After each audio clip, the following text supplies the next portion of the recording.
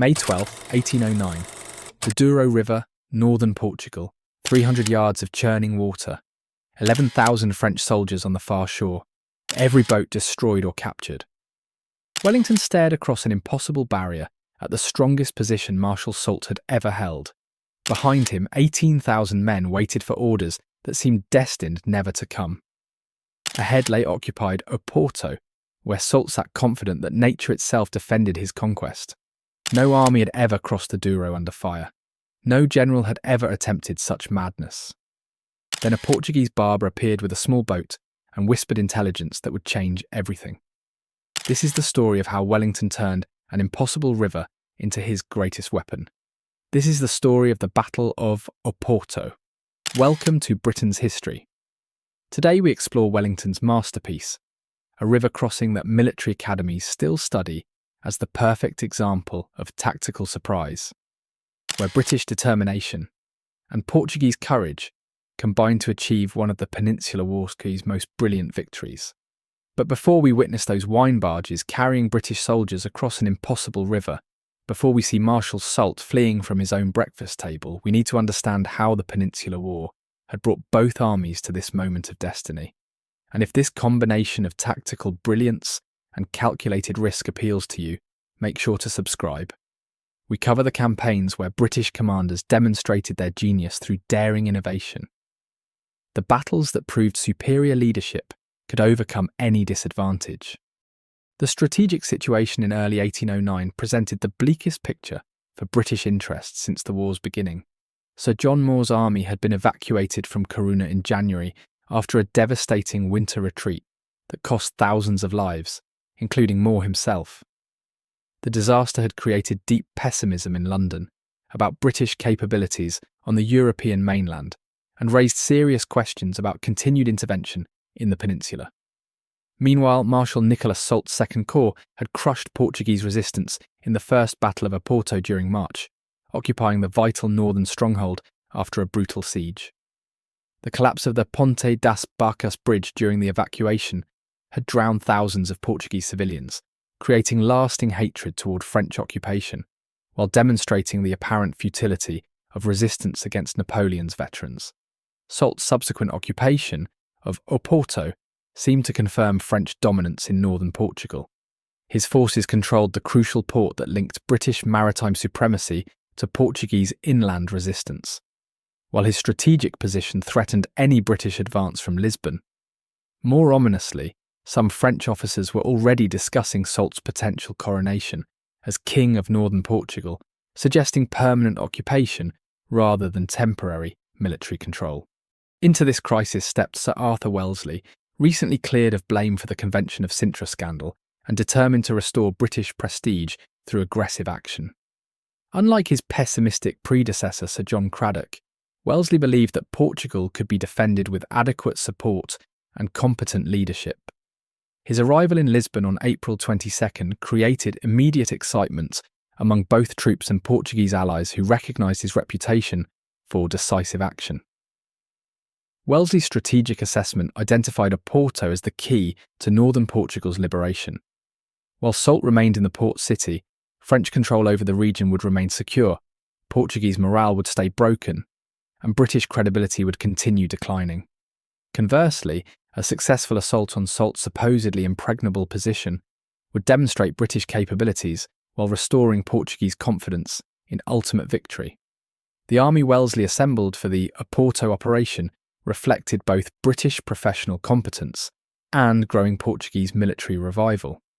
His total force numbered approximately 36,000 men, carefully distributed to maximise strategic effect while maintaining operational flexibility. Wellesley left 12,000 troops under General Mackenzie to secure Lisbon against potential counterattack, dispatched 6,000 under General Beresford to cut French retreat routes through the eastern mountains, and personally commanded the main striking force of 18,000 veterans.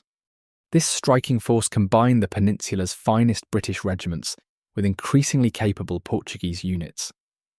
The Guards Brigade brought Wellington's most reliable troops, men whose discipline and firepower had proven decisive in countless engagements. Supporting infantry included battle-tested line regiments whose experience in India and Northern Europe had created unmatched professional competence. Portuguese units, reorganised under British advisors, provided essential local knowledge while demonstrating their growing military effectiveness. Artillery support came from carefully selected batteries equipped with the latest British ordnance, including innovative shrapnel shells that would prove devastatingly effective against French infantry formations. Cavalry units, though necessarily limited by Portuguese terrain, included both British dragoons and German Legion horsemen, whose mobility would prove crucial during the pursuit phase. Most importantly, this force embodied Wellesley's tactical philosophy of combining professional British firepower with Portuguese local advantages. Rather than treating Portuguese forces as auxiliaries, Wellesley integrated them as essential partners whose knowledge of terrain, language, and local sentiment would prove decisive in achieving surprise against Soult's overconfident defenders. Soult's position in Oporto appeared tactically unassailable to contemporary military thinking. The Douro River created a natural barrier 300 yards wide, with powerful currents that made unauthorized crossings virtually impossible. French engineers had destroyed the city's main bridge while stripping all boats from the southern shore, creating what seemed like an impenetrable water obstacle. The Marshal's 11,000 troops occupied strong defensive positions throughout the city, with particular attention paid to the western approaches where British naval support might enable an amphibious assault. French confidence stemmed from the reasonable assumption that any British attack would require extensive preparation, giving defenders ample warning to concentrate forces and coordinate resistance. This defensive confidence reflected broader French assumptions about British tactical limitations. Previous peninsular operations had demonstrated British preference for methodical advances supported by superior firepower rather than audacious surprise attacks requiring exceptional coordination. Soult's planning therefore focused on repelling conventional assaults rather than guarding against innovative approaches that challenged military orthodoxy. The Marshal's greatest tactical error lay in underestimating both Wellington's willingness to attempt impossible operations and Portuguese civilian support for British success. French occupation had created deep resentment among Oporto's population, generating intelligence networks and support systems that would prove invaluable during the coming assault. Soult's failure to recognise this civilian threat would prove decisive when local cooperation enabled British tactical surprise. Wellington's approach to the Oporto problem demonstrated the methodical analysis that characterised his greatest victories. Rather than accepting the river barrier as insurmountable, he carefully studied French positions to identify potential weaknesses in their otherwise strong defence. His telescope revealed that Soult had concentrated forces westward toward the river mouth, leaving eastern approaches relatively unguarded. More significantly, Wellington noticed a massive stone building on the northern shore approximately 1 mile east of the city centre, the seminary. This imposing structure occupied commanding ground overlooking the surrounding area, while appearing completely unoccupied by French forces. If British troops could somehow reach and fortify the seminary, they would possess a defensible position within striking distance of Oporto's heart. The challenge remained finding transportation across the broad Douro. Wellington dispatched Colonel John Waters, an intelligence officer fluent in Portuguese, to reconnoitre eastward along the riverbank for possible crossing points. This decision reflected Wellington's understanding that conventional solutions had failed, requiring creative alternatives that exploited local knowledge and unconventional resources. Waters' encounter with the Portuguese barber became one of military history's most fortuitous meetings. This civilian had escaped from French-occupied Oporto the previous night using a small skiff, bringing invaluable intelligence about French dispositions and abandoned resources. Most crucially, the barber reported 4 large wine barges moored near the seminary, apparently overlooked by French patrols, focused on western approaches. Accompanied by the barber, local guide Father Amarante, and several Portuguese civilians, Waters crossed the river under cover of a river bend that concealed his movement from French sentries. The small party successfully reached the wine barges, confirmed the seminary's abandonment, and returned with proof that a surprise crossing remained possible despite French precautions. Wellington's response to Walter's report demonstrated the decisive leadership that distinguished great commanders from merely competent ones. Without hesitation or extended deliberation, he ordered the immediate commencement of crossing operations. His famous command, "Well, let the men cross," initiated one of military history's most audacious river assault operations. The crossing itself required exceptional coordination and courage from troops attempting an unprecedented manoeuvre under potential enemy observation.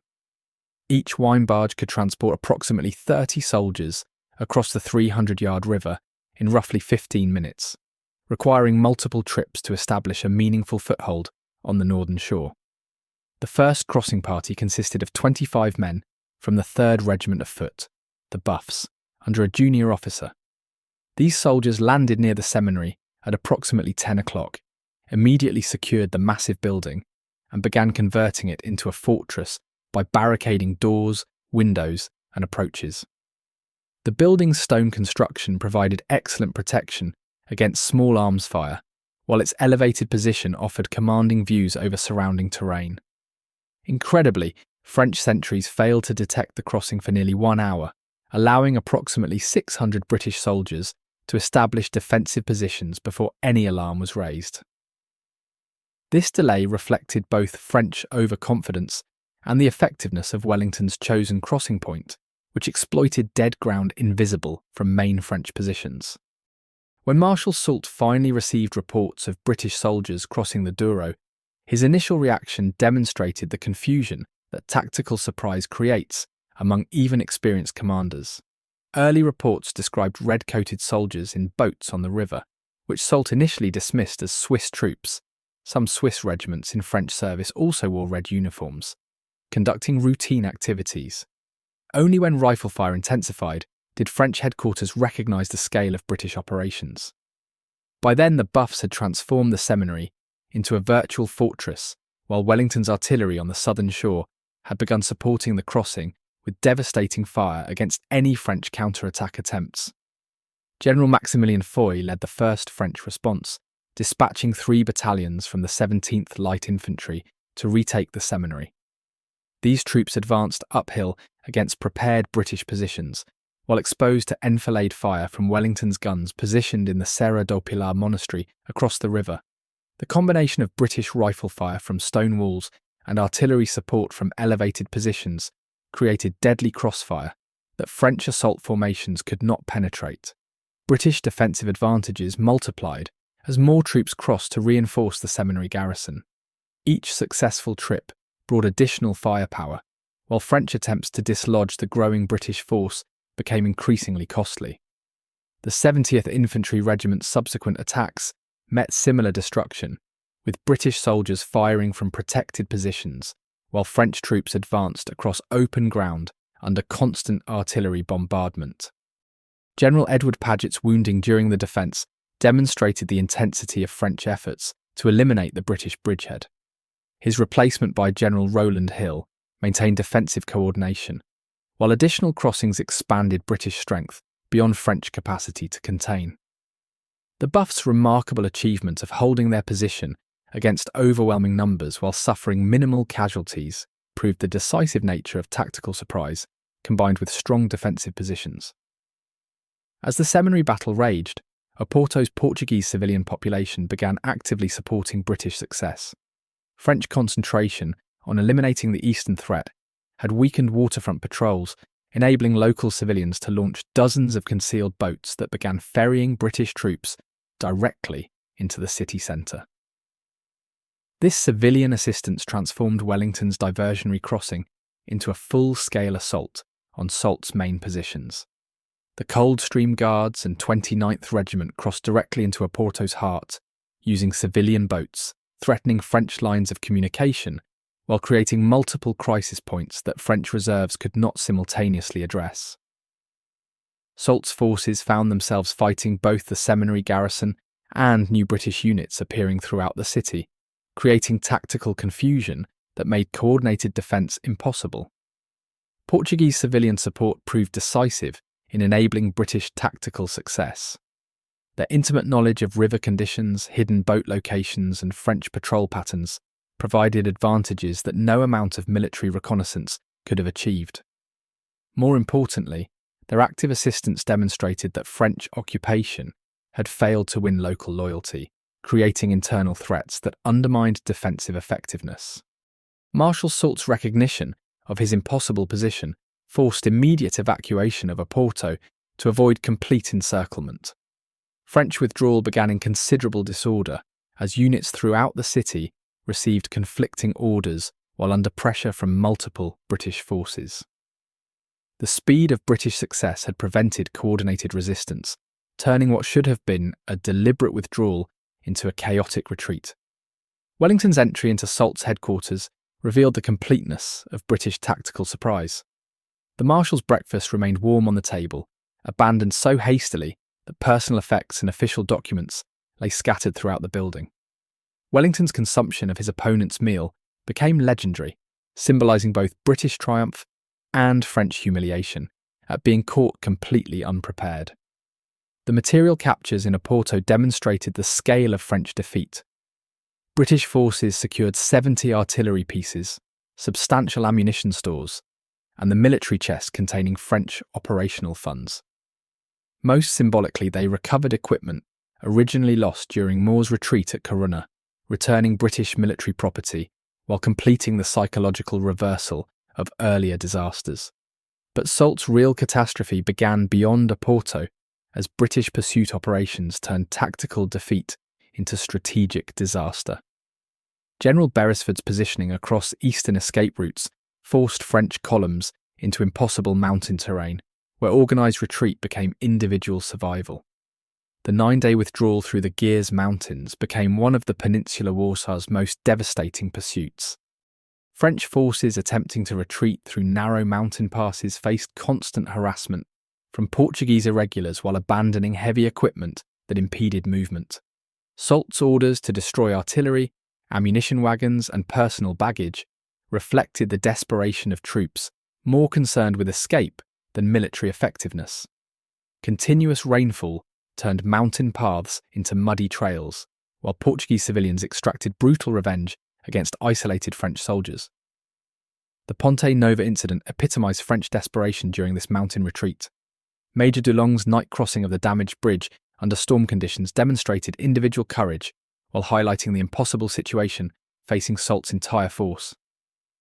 With only 2 narrow stone beams remaining over a deep gorge, Dulong crawled across in darkness with 100 volunteers, their wet uniforms clinging to the slippery stones as Portuguese sentries sheltered from the storm. His success in securing the far side enabled continued retreat, but the makeshift crossing claimed hundreds of lives as panic-stricken soldiers fell into the churning waters below. Soult's eventual escape into Spain came at devastating cost. His Second Corps lost 4,500 men during the retreat, all artillery pieces, and most equipment necessary for future operations. Wellington had achieved the complete destruction of French military effectiveness in northern Portugal without a single major battle, pure tactical genius transforming geographical advantage into strategic catastrophe.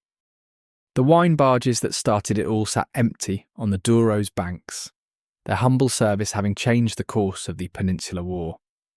4 civilian boats had carried British destiny across an impossible river, proving that military genius lay not in following rules, but in recognising when to break them entirely. For Wellington personally, Oporto established his reputation for tactical innovation, while proving his ability to achieve decisive results against experienced French commanders. The young general who had been humiliated at Sintra now stood as Napoleon's most dangerous opponent, the man who could turn any obstacle into an opportunity. But perhaps the most enduring image remained that abandoned breakfast table, Soult's warm meal waiting for a marshal who would never return. Wellington's consumption of his enemy's food symbolised more than tactical victory.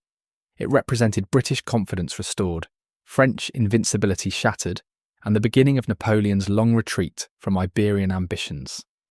If this combination of tactical brilliance and audacious execution captures your imagination, operations where British innovation overcame impossible odds, battles where superior leadership transformed apparent disadvantages into decisive victories, campaigns that proved British military genius could defeat Europe's finest armies.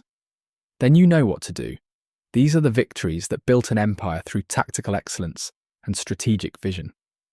The Battle of Oporto stands as testament to what British leadership could achieve when genius met opportunity. Wellington's river crossing demonstrated that no position was impregnable against innovative tactics, that French military reputation could be shattered by superior planning, and that British arms could triumph anywhere when guided by tactical brilliance. Thank you for watching Britain's history, the battles where British tactical genius achieved the impossible and military innovation conquered every obstacle, told with the detail and admiration they deserve.